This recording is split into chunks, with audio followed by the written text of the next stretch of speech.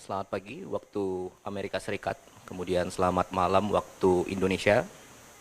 Saat ini turut hadir bersama kita semua Bapak Menteri ESDM, Dirut Pertamina, kemudian Duta Besar Indonesia untuk Amerika Serikat.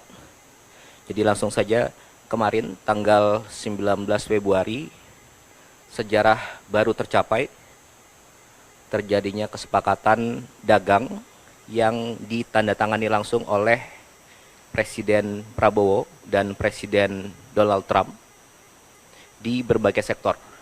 Dan atas izin Bapak Presiden, pada pagi hari ini Bapak Menteri SDM, Bapak Bahlil Lahadalia akan menjelaskan secara lebih detail, lebih teknis, karena beliau adalah Menteri Teknis yang menangani langsung dan turut berkoordinasi secara langsung dengan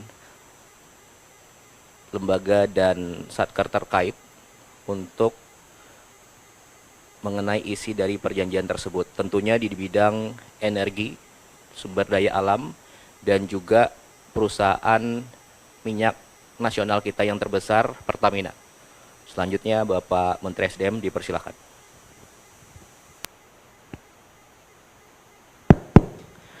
Baik, terima kasih Pak Seskap, yang saya hormati Pak Dubes dan Pak Simon, Bapak Ibu semua yang ada di ruangan ini, teman-teman media baik yang ada di DC maupun yang ada di tanah air. Assalamualaikum warahmatullahi wabarakatuh.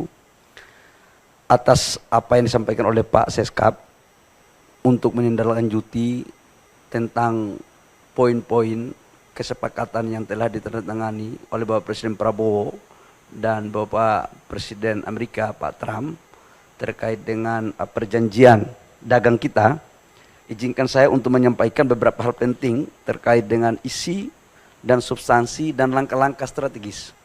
Secara kebetulan kemarin sudah dijelaskan oleh Menko, dan sekarang kami akan menjelaskan secara teknis pada tataran implementasi. Bapak Ibu semua, kita tahu bersama bahwa dalam perjanjian tersebut telah dimuat secara jelas bahwa untuk memberikan keseimbangan neraca perdagangan kita, maka kita dari sektor SDM akan membelanjakan kurang lebih sekitar 15 miliar US dollar. Dari 15 miliar US dollar ini terdiri dari membeli BBM jadi, kemudian LPG dan crude. Sudah barang tentu ini adalah merupakan langkah sejarah baru kita membeli dalam jumlah yang besar. Dan nanti akan dijelaskan oleh Dirut Pertamina tentang teknis implementasinya. Bapak Ibu semua, 15 miliar US dollar yang kita alokasikan untuk membeli BBM di Amerika Serikat bukan berarti kita menambah volume impor. Namun kita menggeser sebagian volume impor kita dari beberapa negara. Di antaranya negara dari Asia Tenggara, Middle East, maupun di beberapa negara di Afrika. Secara keseluruhan, neraca komoditas daripada pembelian BBM kita dari luar negeri itu sama. Cuma kemudian kita geser. Dalam prakteknya nanti, pembelian ini sudah tentu akan memperhatikan mekanisme-mekanisme keekonomian yang saling menguntungkan. Baik menguntungkan kepada pihak Amerika Serikat dan badan usahanya, maupun dari pihak Indonesia. Kita tahu bahwa impor kita cukup besar di LPG, kurang lebih sekitar 7 juta ton per tahun. Dan salah satu yang selama ini sudah kita lakukan juga adalah sebagian kita ambil dari Amerika. Tapi volumenya kita akan naikkan. Ini dalam konteks BBM, dan dalam catatan kami, begitu kami mendapat arahan dari Bapak Presiden Prabowo, begitu 90 hari ke depan sudah selesai, maka langsung kita mulai tahapan eksekusi. Jadi ini langsung bisa berjalan, supaya tidak ada suatu persepsi yang berbeda dari teman-teman yang ada di sana.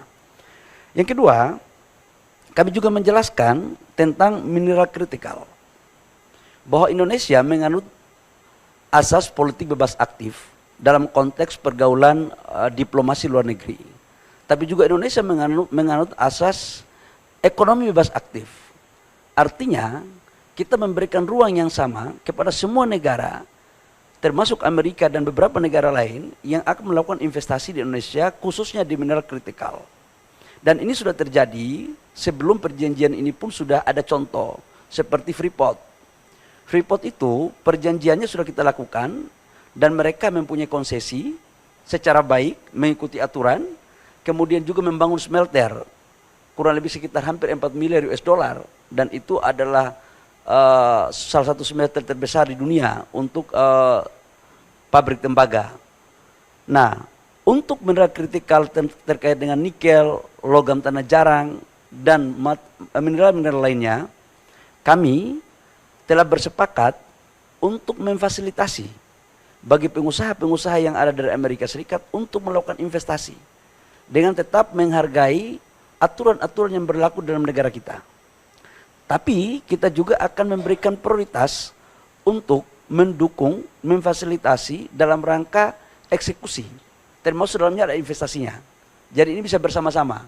Jadi katakanlah mereka mau bangun smelter di Indonesia untuk nikel, kita akan dorong, kita akan kasih ruang yang sebesar-besarnya, sama juga dengan negara lain. Jadi jangan diartikan bahwa kita akan membuka ekspor barang mentah, enggak. Yang dimaksudkan di sini adalah mereka setelah melakukan pemurnian, kemudian hasilnya bisa diekspor. Biar clear nih, biar tidak ada salah interpretasi. Yang berikut, Bapak Ibu semua, saya juga menjelaskan bahwa dalam konteks perolehan terhadap wilayah-wilayah pertambangan yang ada, kami setelah ini kami akan menawarkan kepada mereka mana perusahaan-perusahaan yang ingin masuk dan kemudian kita fasilitasi. Dan saya sudah melakukan pemetaan terhadap lokasi-lokasi yang prospek, karena kita juga harus membangun, menjaga hubungan yang sudah sangat baik ini. Yang berikut saya juga menyampaikan terkait dengan perpanjangan Freeport. Bapak Ibu semua, kita tahu bahwa 2 tahun terakhir telah kita melakukan negosiasi komunikasi intens antara pemerintah Indonesia, Mine ID dan Freeport McMoran. Secara kebetulan puncak produksi Freeport itu puncak-puncaknya 2035. Kita tahu bahwa konsentrat Freeport sekarang memproduksi 1 tahun pada saat belum terjadi musibah itu mencapai 3,2 juta ton biji konsentrat daripada tembaga yang menghasilkan kurang lebih sekitar 900.000 lebih tembaga dan kurang lebih sekitar 50 sampai 60 ton emas. Dan produksi ini adalah merupakan hasil eksplorasi yang dilakukan pada tahun 2002-2003. Karena ini eksplorasinya di underground, itu membutuhkan waktu kurang lebih 1 tahun. Nah, oleh karena 2035 itu adalah puncaknya, maka kita berpandangan bahwa penting untuk kita mencari solusi dalam rangka eksistensi dan keberlanjutan daripada usaha di Timika di Papua. Maka hari ini komposisinya adalah saham kita dari 100% itu kita punya 51%. Perpanjangannya ini kita lakukan dengan maksud agar bisa dilakukan eksplorasi di awal dengan menambah 12% saham kepada negara. Jadi dilakukan divestasi. 12% ini tanpa ada biaya apapun, khususnya untuk pengambil alihan 12%. Namun dalam proses untuk bagaimana meningkatkan eksplorasi, pasti di situ membutuhkan biaya, disitulah ditanggung renteng. Nah, dengan demikian maka pada tahun 2041 negara akan mendapatkan saham 51 tambah 12% berarti 63, di mana penambahan 12% saham ini juga akan berkontribusi, akan dibagi sebagian kepada pemerintah daerah Papua, penghasil tambang. Nah, dengan demikian maka penciptaan lapangan pekerjaan dapat bertambah, yang existing tetap bertahan, pendapatan negara juga bertambah, begitupun royalti PNBP dan pendapatan daerah. Nah, kira-kira itu terkait dengan Freeport. Namun setelah MOU ini ditandatangani, tahap berikutnya adalah kami akan melakukan pembahasan teknis terkait dengan administrasi-administrasi yang akan dipenuhi oleh pihak Freeport. Sudah barang tentu dalam bernegosiasi, kami akan mengedepankan kepentingan negara lebih ke depan. Karena pasal 33 Undang-Undang 45 sebagaimana apa yang diarahkan dan diperintahkan oleh Bapak Presiden adalah kita harus mengedepankan kepentingan negara, dan oleh karena itu di dalam perpanjangan 2041 nantinya diharapkan pendapatan negara harus jauh lebih tinggi ketimbang pendapatan negara yang ada sekarang ini. Termasuk dalamnya royalti dan pajak-pajak lain khususnya emas. Ini biar tidak disalah terjemahkan lain-lain oleh saudara-saudara saya yang ada di tanah air. Yang berikut menyangkut dengan urusan etanol. Bapak Ibu semua, salah satu strategi untuk kita mendorong ketahanan energi dan kedaulatan energi kita adalah kita akan menerapkan bagian daripada bensin kita akan campur dengan etanol, mandatory. Tujuannya sebenarnya adalah bagaimana menciptakan peluang usaha baru yang ada di Indonesia. Namun sampai dengan produksi kita bisa memenuhi kebutuhan dalam negeri, maka ruang untuk kita melakukan impor boleh saja, termasuk di impor dari Amerika. Sampai dengan kebutuhan produksi kita dalam negeri terpenuhi. Ini paralel aja sebenarnya, paralel aja biasa. Yang berikut kami juga melaporkan bahwa di sini kita juga melakukan komunikasi terhadap ExxonMobil. ExxonMobil ini salah satu perusahaan minyak Amerika Serikat yang sudah 100 tahun lebih yang beroperasi di Indonesia. Dan mereka adalah salah satu penyumbang lifting terbesar selain Pertamina. Hari ini lifting mereka kurang lebih sekitar 170.000 sampai 185.000 barel. Kita akan memperpanjang sampai dengan 2055 dengan total investasi kurang lebih menambah 10 miliar US dollar. Namun ada beberapa hal yang harus kita clearkan. Termasuk dalamnya adalah sharing cost recovery antara pendapatan negara dan pendapatan K3S. Sebentar lagi akan selesai. Ini merupakan bagian yang tak terpisahkan dari komunikasi bilateral kita antara pihak swasta yang ada di sini maupun dengan pemerintah Indonesia, termasuk dalamnya adalah berkomunikasi dengan pemerintah Amerika Serikat. Saya pikir itu beberapa hal yang perlu saya sampaikan terkait dengan persoalan tindak lanjut daripada apa yang disepakati yang sudah ditandatangani oleh Bapak Presiden Prabowo dan Bapak Presiden Trump. Intinya dari sektor SDM adalah begitu selesai 90 hari diimplementasikan, maka langsung kita jalankan. Supaya apa? Ini membangun trust. Membangun trust antara kedua belah pihak, antara Indonesia dan Amerika.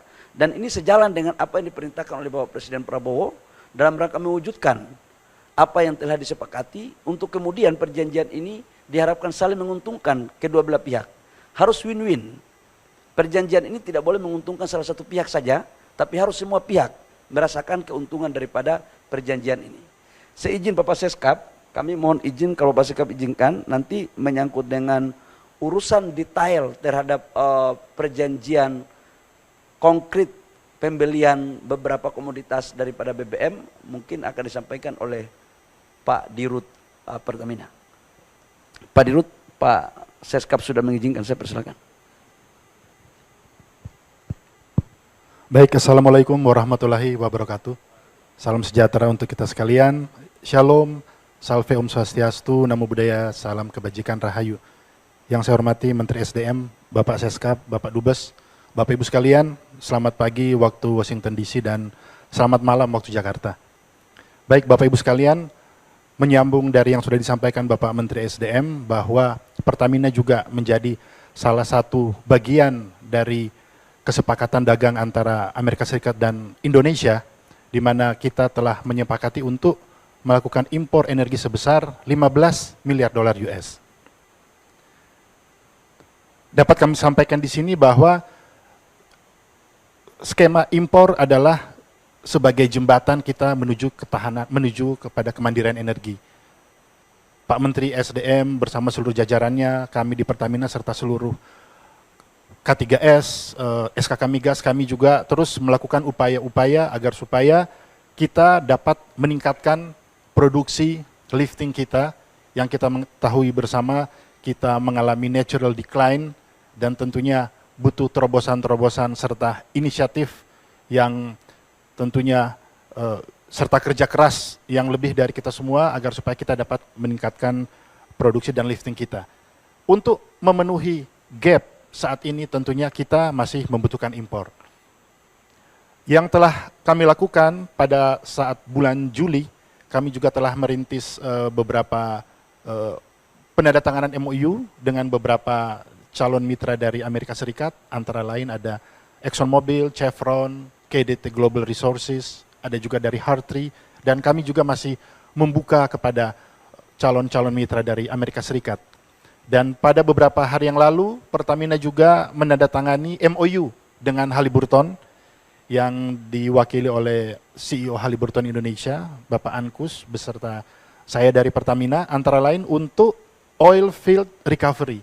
Jadi kerjasama, tentunya kerjasama ini tidak hanya fokus pada peningkatan produksi, tapi lebih dari itu, dari transfer teknologi, dari peningkatan kapasitas sumber daya manusia, dan tentunya dengan best global practices dalam industri oil, minyak dan gas, yang bisa mendorong agar kita semakin meningkatkan produksi.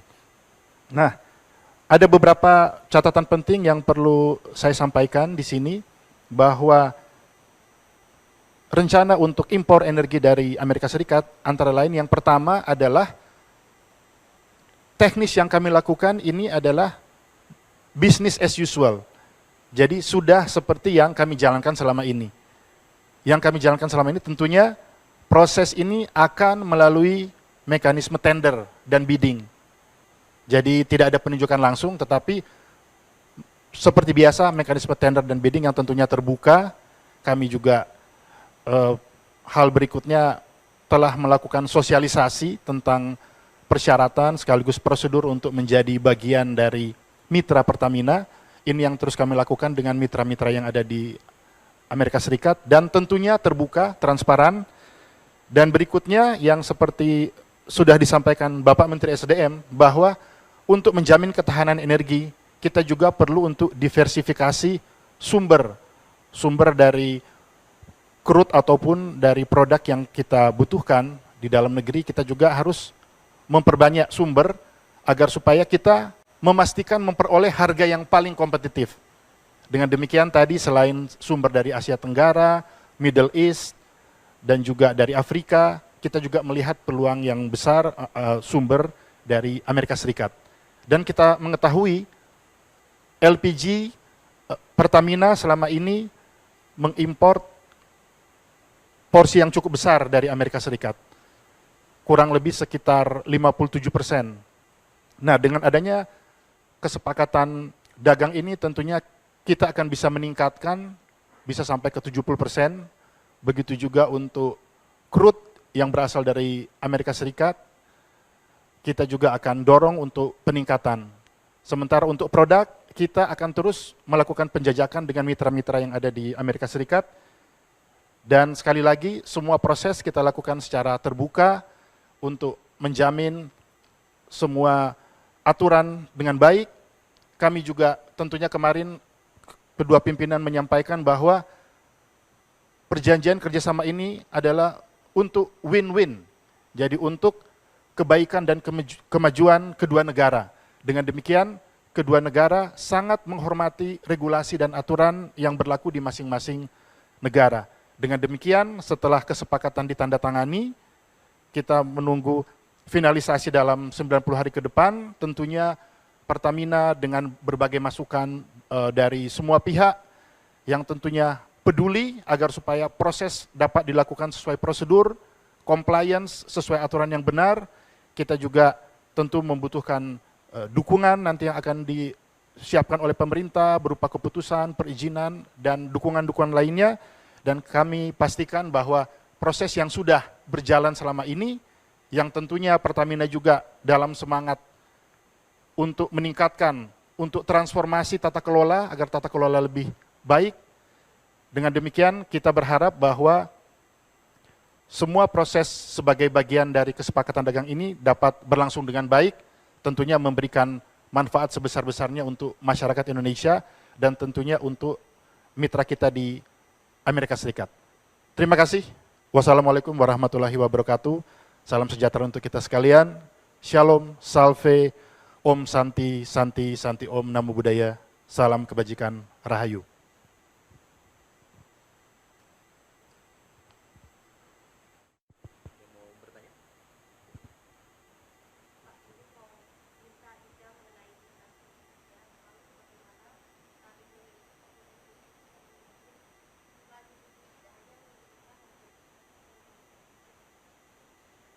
Baik, yang menyangkut dengan mineral kritis ya, pertama kan mereka akan masuk di sektor nikel, kemudian logam tanah jarang, kemudian beberapa juga tembaga sama emas sekarang masuk juga di mineral kritis.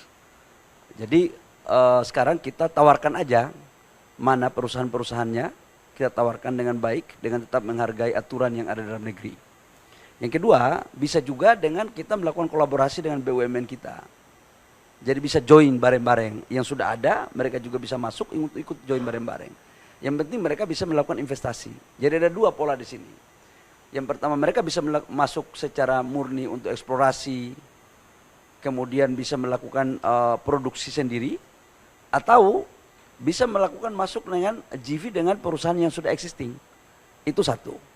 Yang kedua, begitu mereka sudah berproduksi, membangun industrinya, maka hak mereka untuk mengekspor ke Amerika. Itu kita berikan ruang. Sama juga dengan negara-negara lain. Jadi equal treatment aja.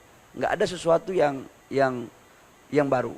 Tetapi memang harus saya akui bahwa pemberian kepada mereka ini seperti Freeport saja. Freeport itu kan kita memberikan konsesi, mereka melakukan eksplorasi, mereka membangun smelter, mereka membangun produksi. Hal yang sama mungkin sebagai contoh untuk diterapkan pada sektor-sektor mineral yang lainnya. Gitu, Mbak. Nikel ya, nikel.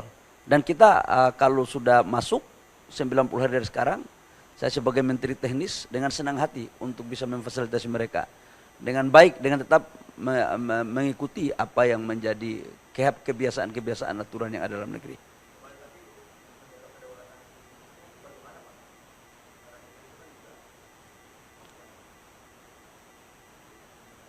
Ya, jadi mereka melakukan investasi itu membangun hilirisasi. Jadi jangan dipersepsikan bahwa membangun investasi ornya di bawah, nggak ada. Karena dalam konsensus itu kan adalah pemurnian. Pemurnian dimaksudkan itu adalah industri. Dan kalau dibawa ke sini kosnya mahal. Berapa kos logistiknya dari Indonesia ke sini? Mendingan investasi bareng, produknya dibawa ke sini. Karena kita ini kan sudah hidup dalam pasar global, tidak bisa hidup sendiri-sendiri. Dan kita harus membuka ruang kepada semua pihak. Itu.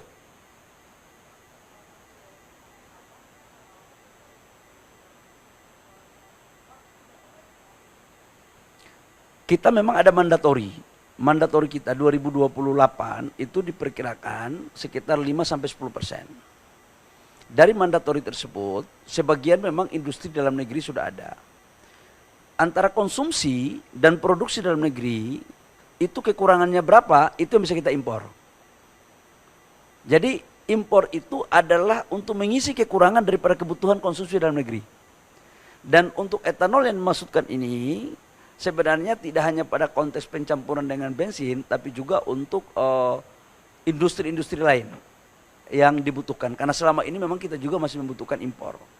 Ini kan hanya men-switch saja dari negara lain ke Amerika. Dan apalagi kan kalau kita masuknya dengan tarif 0% ke negara kita, berarti kan harus lebih murah dong. Ini kan menguntungkan kita sebenarnya. Kita melakukan impor dari sini, tarifnya masuk 0%, harganya lebih murah. Sehingga industri kita lebih kompetitif dalam memakai bahan baku daripada etanol. Gitu. Sudah?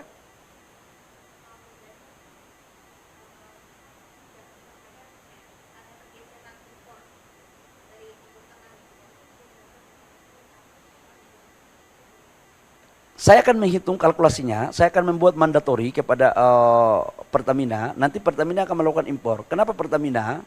Karena Pertamina ini adalah badan usaha milik negara terbesar. Bicara tentang BBM, itu bicara tentang cabang-cabang produksi yang mengasih hajat hidup orang banyak. Nah dalam konteks itu maka Pertamina akan diberikan amanah untuk melakukan impor. Berapa persen yang kita switch dari Middle East atau di negara Asia Tenggara dan dari negara Afrika, nanti saya akan sampaikan 3 minggu terhitung sekarang. Volume untuk Amerika kita harus belanja 15 billion US dollar. Itu sudah final. Switch-nya dari mana-mana itu 3 minggu dari sekarang. Karena saya pulang saya akan hitung lagi, sebagian pasti dari Asia Tenggara kita mungkin pangkas paling banyak di situ. Kemudian di Middle East dan beberapa negara di Afrika. Jadi kita akan prioritaskan untuk mengambil di Amerika dengan angka 15 billion US dollar. Dan tadi yang disampaikan oleh Pak Simon, kita juga akan membuat peraturan yang membuat mereka juga aman, nyaman. Jadi dengan maksud agar nilai pembeliannya itu nilai ekonomis yang kompetitif, yang saling menguntungkan antara kedua belah pihak. Itu ya. Silakan Pak, terakhir kalau boleh. Oh sama. Oh. Masih ada lagi nggak? Baik, kalau sudah tidak ada, terima kasih. Saya serahkan kepada Pak Seskap untuk mengarahkan lebih lanjut. Bapak Ibu semua, teman-teman media, baik dari dalam maupun luar negeri dan seluruh pemirsa, saya ucapkan terima kasih atas perhatiannya. Demikian daripada pemaparan kami terkait dengan kebijakan teknis dalam implementasi terhadap apa yang ditandatangani, perjanjian ditandatangani oleh Bapak Presiden Prabowo dengan Bapak Presiden Trump dari DDC. Terima kasih. Wabillahi taufiq wal hidayah. Wassalamualaikum warahmatullahi wabarakatuh. Saya kembalikan kepada Pak Seskap.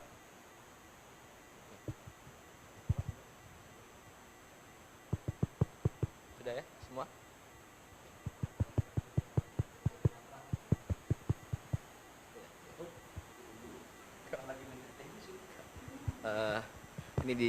Oke.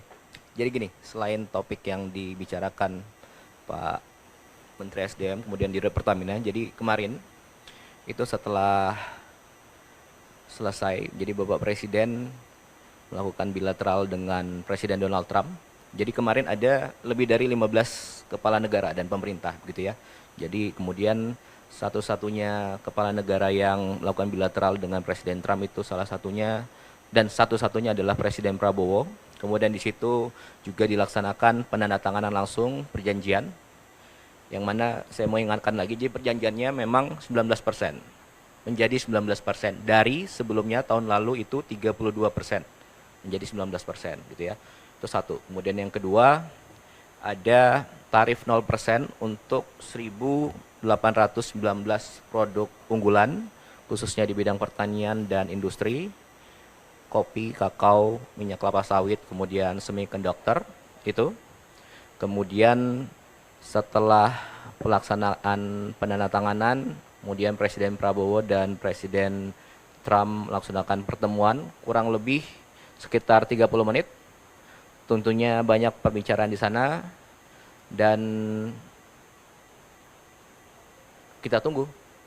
Mungkin dalam waktu dekat yang sekarang 19%, ya mungkin ke depan akan menjadi lebih baik lagi untuk Indonesia. Kita tunggu saja. Itu aja mungkin.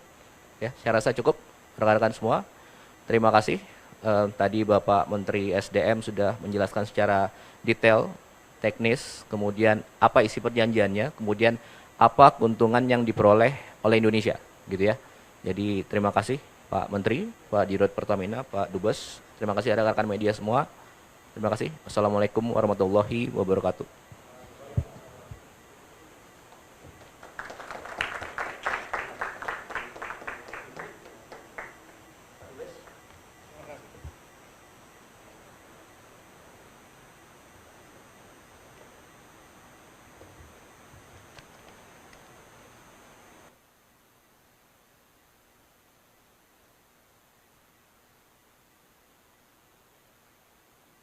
Jelajahi cara baru mendapatkan informasi. Download Metro TV Extend sekarang.